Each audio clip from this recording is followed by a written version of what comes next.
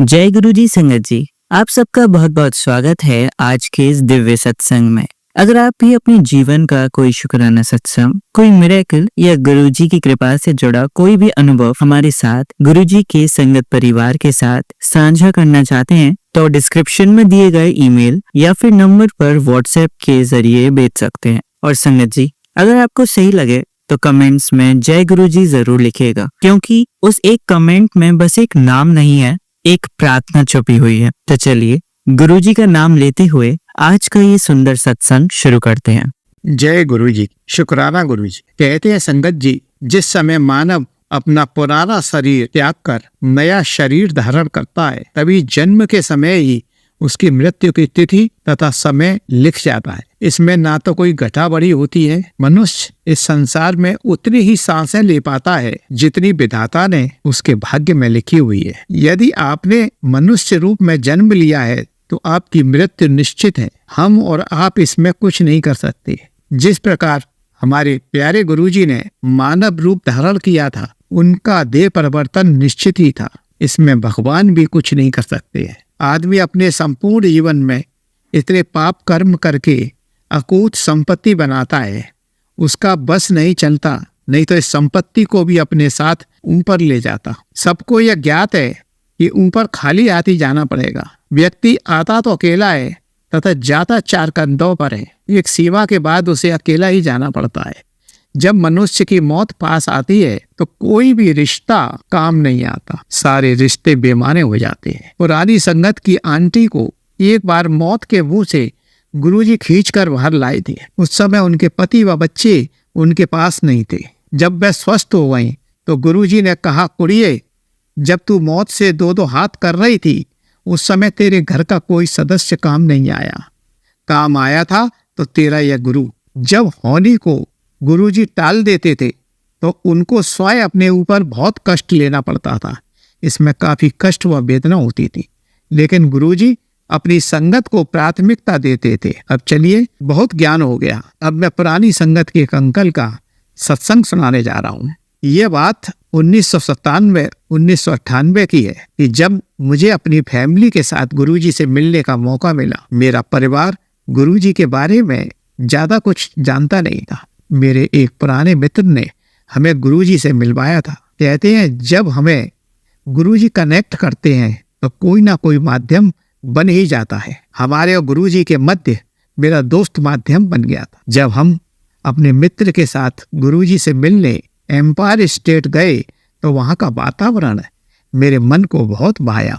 गुरुजी के चेहरे पर एक नूर था जो कि मानव अवतार के चेहरे पर इर्द गिर्द में होता है। उनसे नजरें नहीं मिला पा रहे थे। मेरा पूरा परिवार एम्पायर स्टेट पहुंचा था। सभी को गुरुजी की कृपा दृष्टि मिली थी। जब से गुरुजी का आशीर्वाद प्राप्त हुआ था, मेरा पूरा परिवार प्रभावित हुआ था। मेरी पत्नी हार्ट की मरीज थी। मैं उन्हें अपने फैमिली डॉक्टर के पास ले गया था।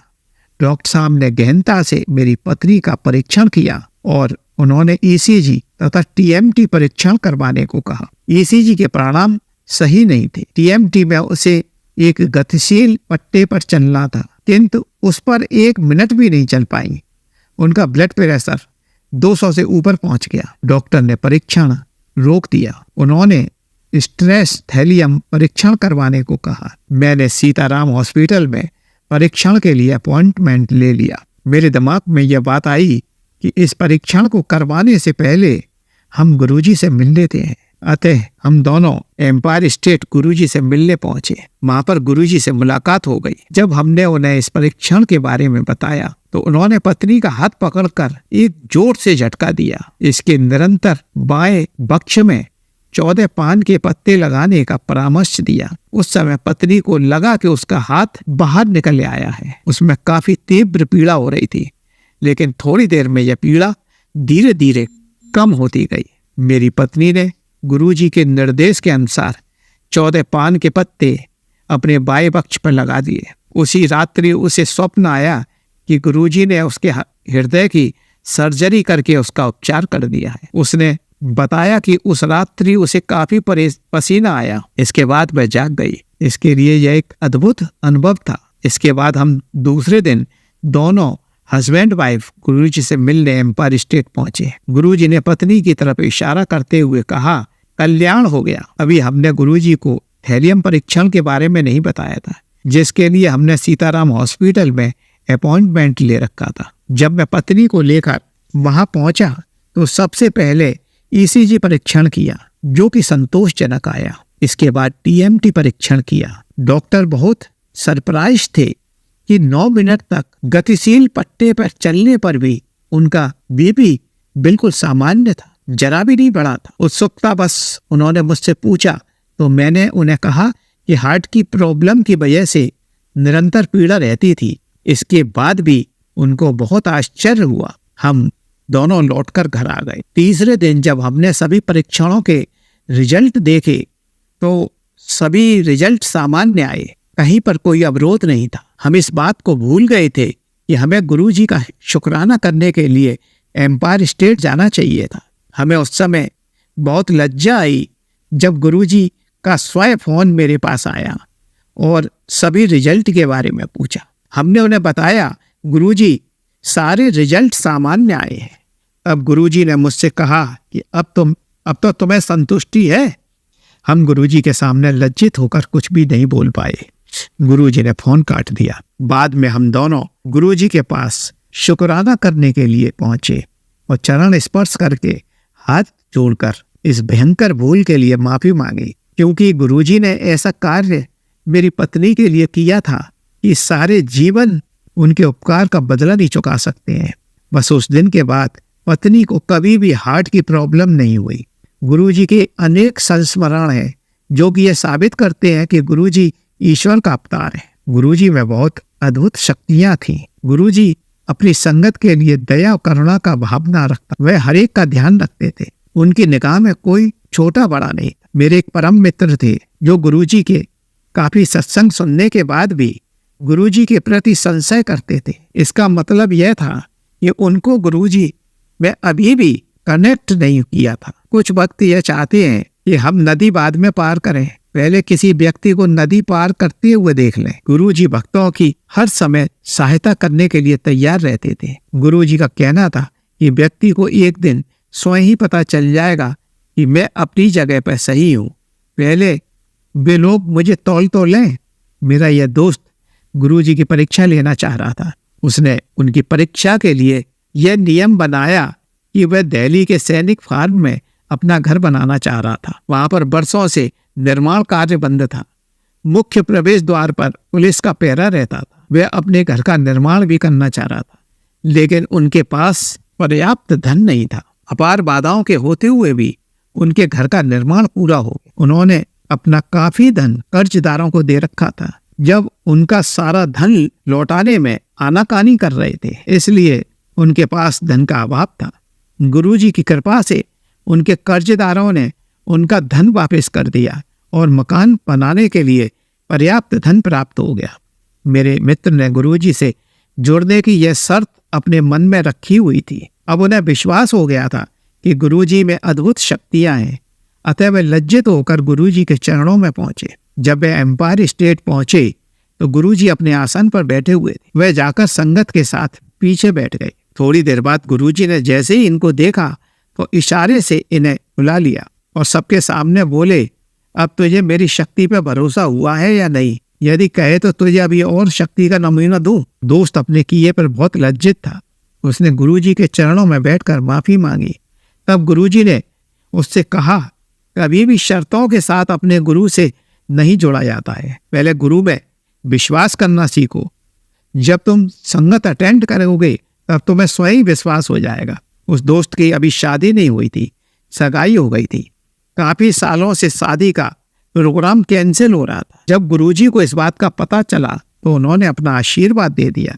पहले धन का अभाव था, कुछ फैमिली कंडीशन थी, लेकिन जब से गुरुजी ने आशीर्वाद दिया तो 2 महीने में ही शादी धूमधाम से हो गई। उस मित्र ने अब यह कसम खा ली थी कि अपने इस जीवन में कभी भी गुरुजी पर शंका नहीं करूंगा। इसलिए उसके बिना कहे ही गुरुजी ने उसकी यह अरदास पूरी की थी। उसने अपने जीवन में यह कसम खा ली थी कि अब मैं गुरुजी से कुछ भी नहीं मांगूंगा, बस उनको मानूंगा। बाद में उनके जीवन में कई उतार चढ़ाव भी आए जिन्हें गुरुजी ने पूर्ण किया। संगत जी, आप यह ना सोचना कि हम गुरुजी से जुड़ जाएंगे तो हमारे सारे कार्य गुरुजी की कृपा से हो जाएंगे। ये आपके कर्मों पर निर्भर करता है कि आपके कर्म शुद्ध है या नहीं। यदि आप अपने जीवन में शुद्ध कर्म करके गुरुजी के आदर्शों को फॉलो करेंगे तो गुरुजी निसंदेह आपको इस भवसागर से पार उतार देंगे। आपके पाप कर्मों को तो हाँ, गुरु कृपा से आपके लिए यह हो जाएगा कि आपको जो चोट जोर से लगनी है उस चोट का प्रभाव बहुत कम हो जाएगा। बस मैं अब अपने सत्संग को यही समाप्त कर रहा हूँ। जय गुरु जी की, शुक्राना गुरु जी का। चलिए संगत जी, अब अगला सत्संग सुनते हैं। जय गुरु जी, शुक्राना गुरु जी, अनंतम अनंतम शुक्राना मेरे प्यारे गुरु पा, मेरी प्यारी गुरु संगत, सबको मेरा प्यार भरा जय गुरु जी। मैं गुरु जी की बेटी नागपुर से।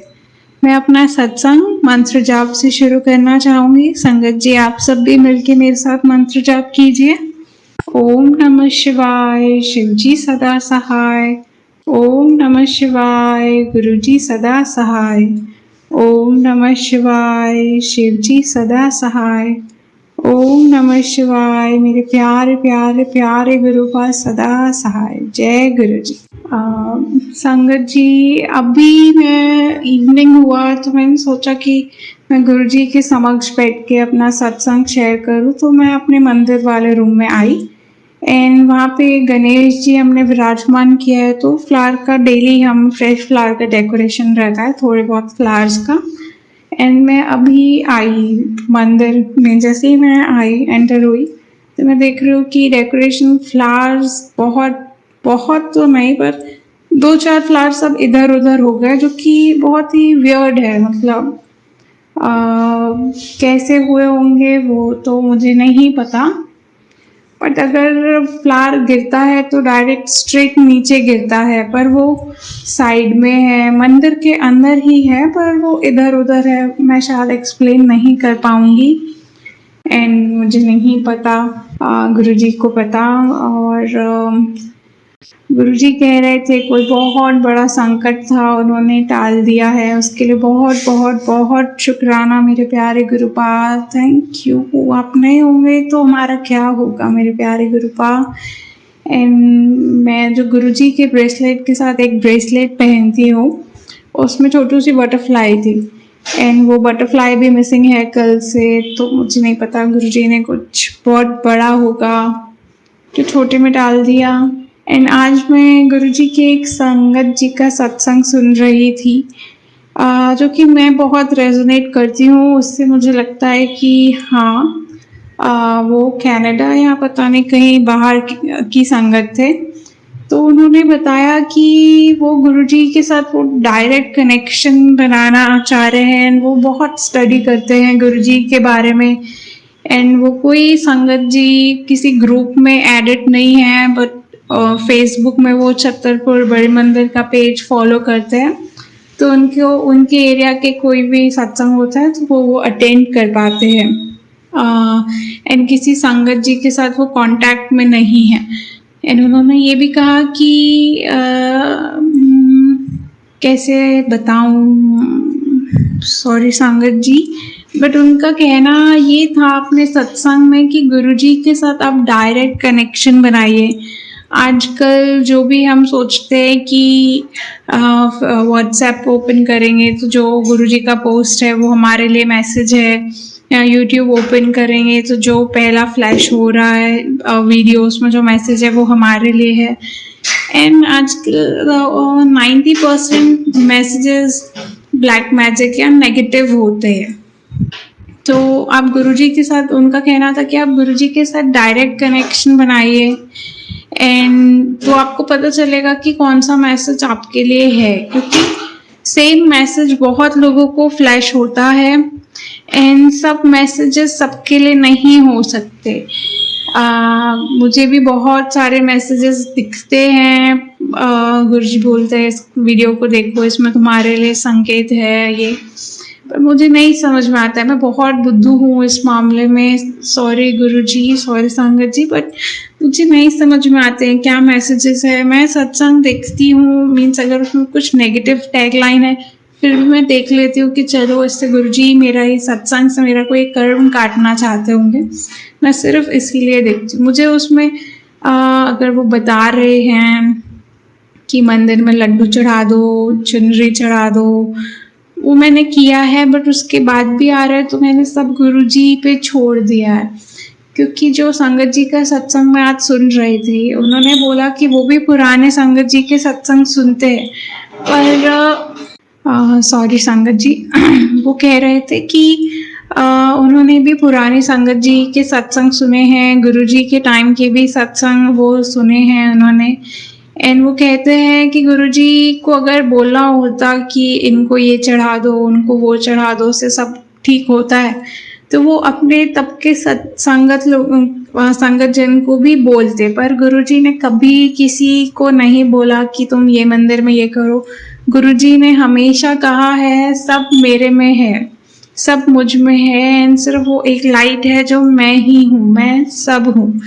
मुझ में सबको देखो और सब में मुझको देखो। तो ये मुझे लगता है कि सही बात है कि सब गुरुजी में है, तो हमें सिर्फ गुरुजी के साथ लॉयल रहना चाहिए। ये गुरुजी ने इतने खराब टाइम में जन्म लिया ह्यूमन बॉडी में कि वो हमें वहमों से निकाल सके। बट अभी फिर से गुरुजी तो हैं, गुरुजी देख रहे हैं, बट कुछ लोग नॉनसेंस के लिए सॉरी, बट कुछ लोग ऐसे ही बोल रहे हैं, ये फैला रहे हैं कि आपको ये करना चाहिए। गुरुजी कहते हैं कि मंदिर में ये चढ़ाओ, वो चढ़ाओ। तो वो संगत जी का यही था कि आप गुरुजी के साथ डायरेक्ट कनेक्शन बनाइए, गुरुजी के साथ लॉयल रहिए, अपनी सोल के साथ लॉयल रहिए कि सबके लिए अच्छा करो, कर्म करो, अच्छा कर्म करो और गड्ढे में डालो। आज मैंने एक रील में देखा था कि कर्म करो और गड्ढे में डालो। हमें उसका हिसाब किताब नहीं करना है कि मैंने तो उसके साथ अच्छा किया तो उसको भी मेरे साथ अच्छा करना चाहिए, नहीं। आप अपना कर्म अच्छे रखो एंड भूल जाओ, क्योंकि गुरुजी हमें यही सिखाते कि अपने कर्म चंगे रखो। तो हमें हमारे कर्म अच्छे रखने, किसी ने हमारे साथ गलत किया, जो भी किया वो उनका कर्म, उनका हिसाब किताब, एंड उनको भी वो रोल मिला है, मतलब उनके पास्ट बर्थ के चक्कर में कि उनको हमारे साथ कुछ गलत करना है, तो वो करना नहीं चाहते, बट उनको वो रोल मिला है तो वो रोल प्ले कर रहे हैं। तो हमें किसी के लिए अपने दिल में ग्रज नहीं रखना चाहिए, हमें अपने कर्म अच्छे रखने चाहिए, गुरुजी के साथ डायरेक्ट कनेक्शन रखना चाहिए, मंत्र जाप करते रहना चाहिए, नाम सिमरन में लगे रहना चाहिए, एंड बस। और किसी भी चीज़ में कोई टैगलाइन ले पढ़ के हमें टेंस नहीं होना चाहिए, क्योंकि गुरुजी ने हमारा हाथ पकड़ लिया। अगर हमारा टाइम आएगा तो गुरुजी हमें उससे भी पार निकालेंगे। अगर उन्होंने हमें ये जीवन दिया है तो तार भी वही लगाएंगे संगत जी, बस हमें उन पे भरोसा रखना है।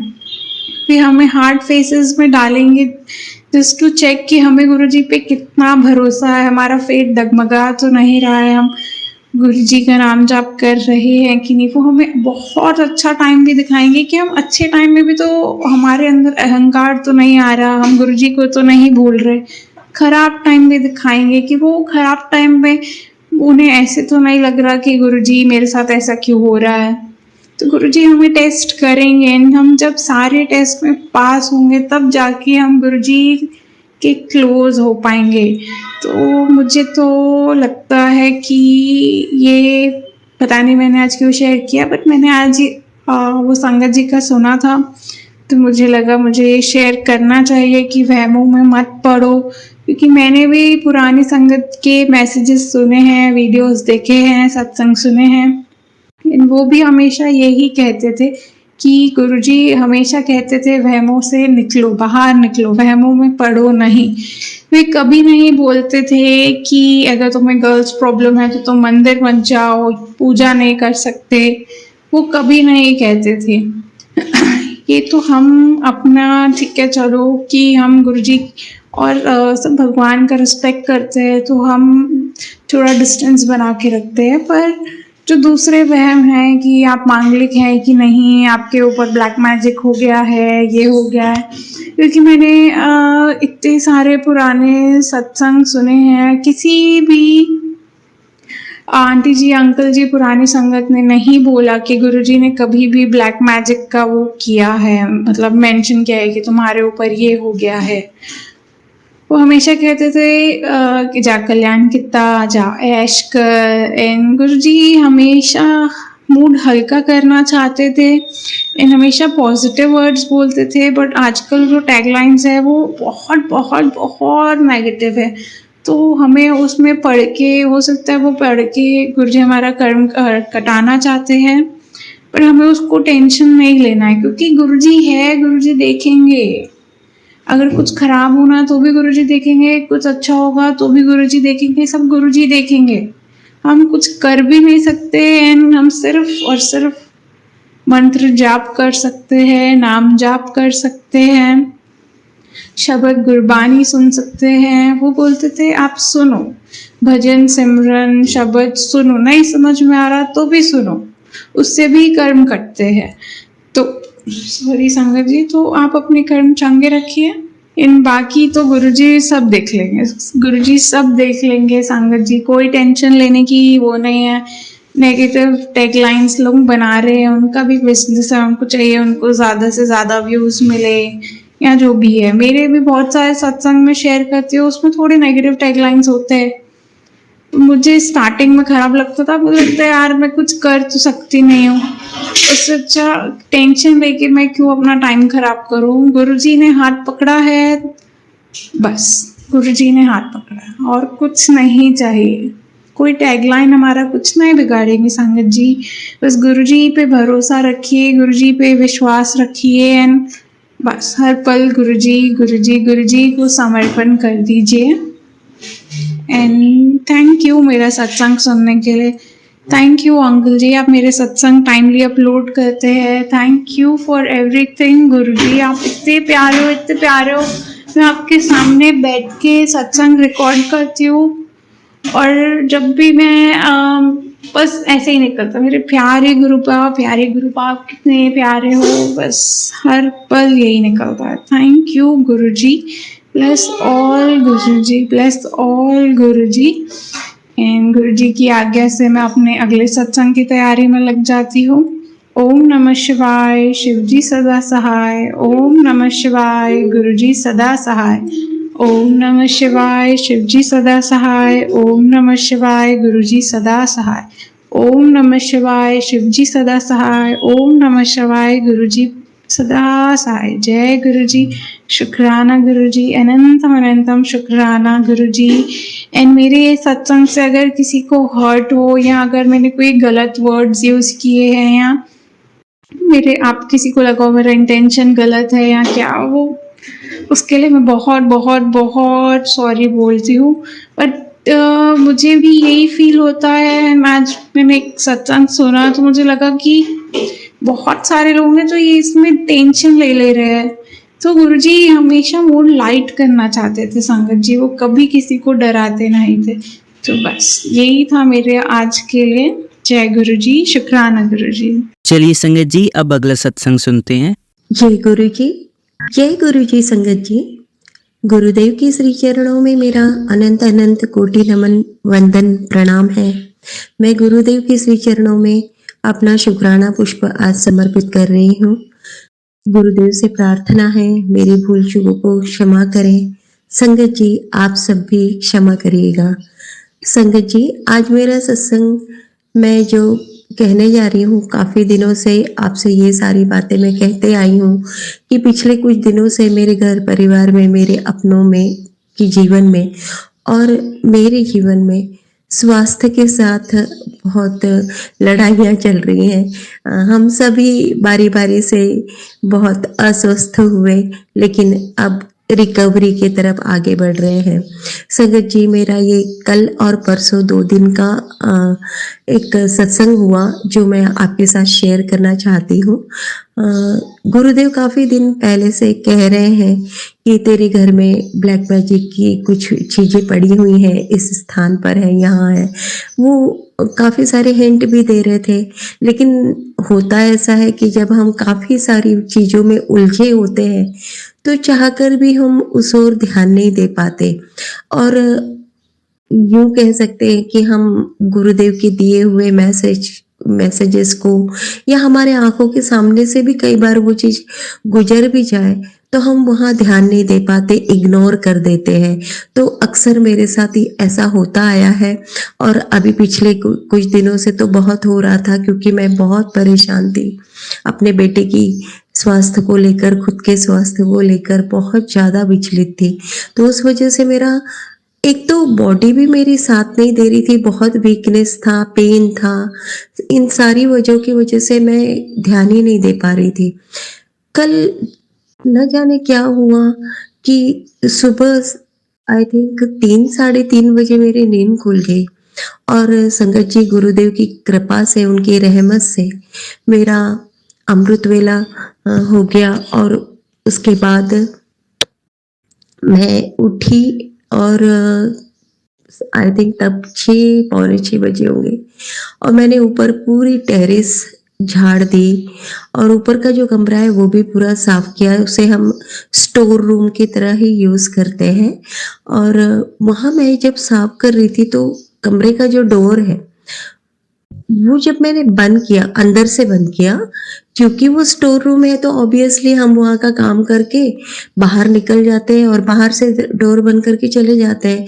तो अंदर के साइड डोर में क्या है क्या नहीं है वो कभी ध्यान ही नहीं जाता। तो हुआ ऐसा कि हवा आने की वजह से मैंने वो डोर तोड़ा, और डोर के पीछे का भी मैं क्लीनिंग कर पाऊँ इस दृष्टिकोण से मैंने जब वो डोर बंद किया तो मैंने देखा उस डोर के ऊपर की चटकने में कुछ काला धागा गठानों के साथ बंधा हुआ है।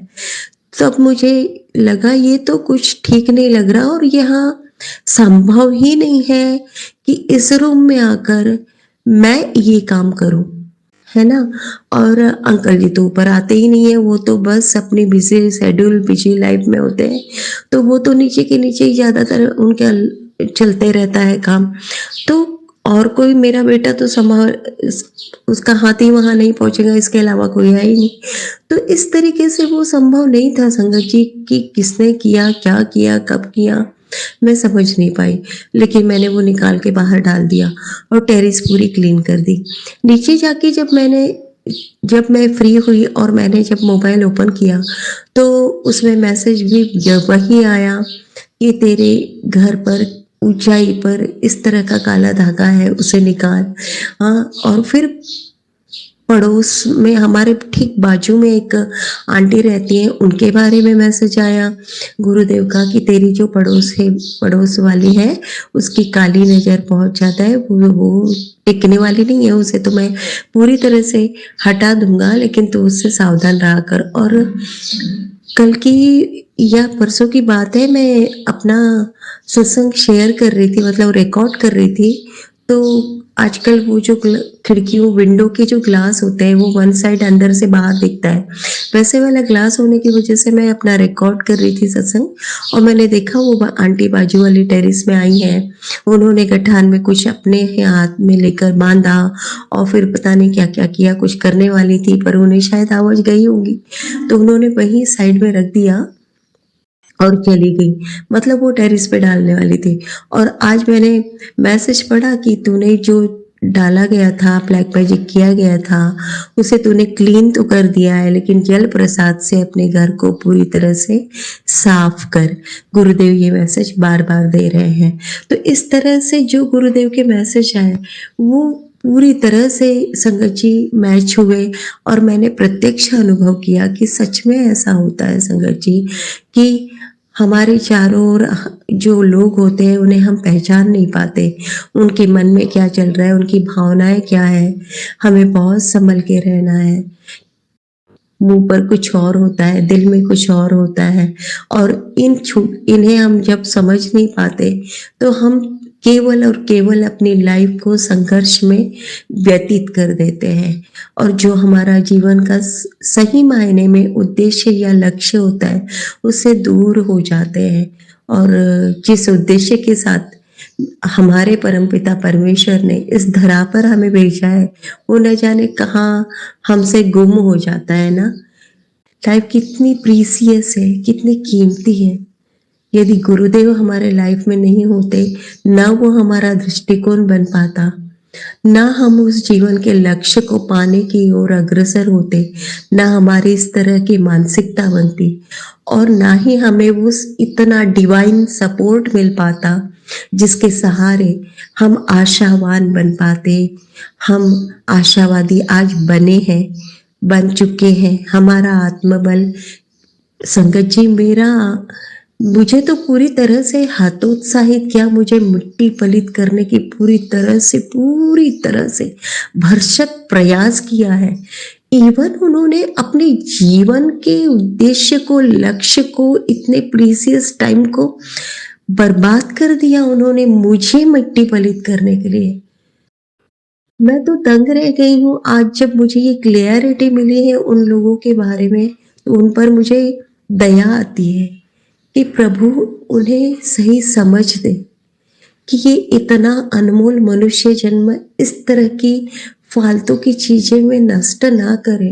ये यूं ही नहीं दिया है हमारे परमपिता परमेश्वर ने हमें। हम कहाँ अपने जीवन को व्यर्थ कर रहे हैं अपनी इन अनमोल सांसों को।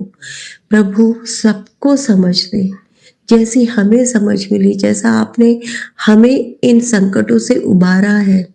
आज मैं आशावान हूँ। आज मैं सच में एक मेरे मन में शांति आ चुकी है। मुझे एक लक्ष्य मिल गया है, मुझे एक जीवन का उद्देश्य प्राप्त हो चुका है, और सबसे बड़ी बात, मुझे इतना बड़ा सहारा मिल चुका है मेरे गुरुदेव ने के रूप में। मुझे मेरे परमपिता परमेश्वर, मेरे महादेव, मेरे महाशिव, मेरे रक्षक, मैं क्या कहूँ, मेरे पास शब्द नहीं है संगत जी। और वो सब कुछ मुझे मिल चुके हैं, तो मैं निश्चिंत हूँ पूरी तरह से। आज मेरे मन में इतनी शांति है कि मैं समझ चुकी हूँ कि मैं पूरी तरह से सुरक्षित हूँ और कोई मेरा कुछ नहीं बिगाड़ सकता, क्योंकि पिछले कुछ दिनों से मैंने ऐसा कुछ झेला है। इतने बड़े संकटों से मुझे और मेरे बेटे को उबारा है, मेरे अंकल जी को उबारा है मेरे गुरुदेव ने, कि वो अनुभव आज की सुबह में जब मैं महसूस कर रही हूँ, मैं बहुत ब्लेस फील कर रही हूँ संगत जी, बहुत ब्लेस फील कर रही हूँ।